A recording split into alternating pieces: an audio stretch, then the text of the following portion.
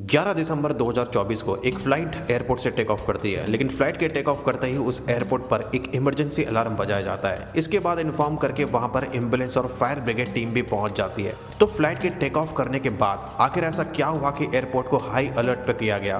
तो जब भी कोई फ्लाइट टेक ऑफ करती है तो एयरपोर्ट से कुछ देर के बाद हवा में उस प्लेन के आगे के पहिए अंदर बंद हो जाते हैं। और ये जो फ्लाइट टेक ऑफ हुई थी, इसे शारदा जाना था, तो काफी टाइम तक इस प्लेन को ट्रेवल करना था और इसी हिसाब से फ्यूल भी ऑलरेडी इस प्लेन में भरा हुआ था। लेकिन प्रॉब्लम ये हो गई कि टेक ऑफ करने के बाद उस प्लेन के आगे के पहिए जो थे वो वापस अंदर लॉक नहीं हुए हाइड्रोलिक फील्ड की वजह से। उसके बाद पायलट ने कंट्रोल रूम को इन्फॉर्म करके बताया कि हाइड्रोलिक फेलियर हो गया है। फिर स्टाफ एम्प्लॉय की तरफ से कहा जाता है कि you should land back on the runway. अब जब भी कोई प्लेन लैंड करता है तो उस प्लेन में एक सर्टेन लिमिट में फ्यूल होना चाहिए। अगर उससे ज्यादा फ्यूल हुआ तो लैंडिंग नहीं हो पाती और क्रैश होने के बहुत चांस होते हैं। अब क्योंकि इस फ्लाइट को शारदा जाना था तो उसी हिसाब से तो ये ठीक था, लेकिन अब प्लेन को बहुत जल्दी लैंड करवाना था, तो ऐसी सिचुएशन में कुछ भी हो सकता था। लेकिन पायलट डरा नहीं और वो शांत रहा और बहुत समझदारी से उस प्लेन को सर्कल में घुमाना स्टार्ट करता है अराउंड द एयरपोर्ट। और जब कुछ टाइम के बाद वो सर्कल में घुमाने के बाद प्लेन का फ्यूल कम हो गया, तब पायलट ने एयरपोर्ट पर लैंड किया और 140 पैसेंजर और क्रू की जान बच गई।